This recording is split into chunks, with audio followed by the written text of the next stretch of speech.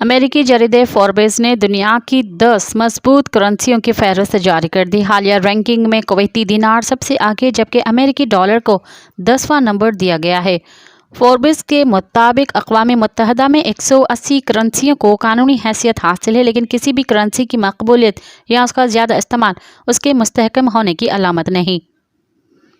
जरीदे की 10 जनवरी को जारी की गई रैंकिंग में कुवैती दीनार ताकतवर होने के एतबार से सबसे पहले नंबर पर है, जिसकी मालियत $3.25 है, उसके बराबर है। जबकि दूसरा नंबर बहरीनी दीनार का है, जिसकी मालियत $2.65 है, अमानी रियाल $2.60 के साथ तीसरे, उर्दनी दीनार $1.41 के साथ चौथे, जबराल्टर और बरतानवी पाउंड $1.27 के साथ पाँचवें और छठे नंबर पर हैं। सातवां नंबर कैमन आइलैंड डॉलर का है, जिसकी मालियत $1.20 है। स्विट्ज़रलैंड का फ्रांक $1.17 मालियत के साथ आठवें, जबकि यूरो $1.9 मालियत के साथ 9वें नंबर पर है। इसके बाद अमेरिकी डॉलर का नंबर है। मज़ीद ख़बरनि ऐं तफ़सीलात लाइ विज़िट कयो असांजी वेबसाइट www.awamiNewsHD.com ऐं ॾिसंदा रहो अवामी न्यूज़ HD।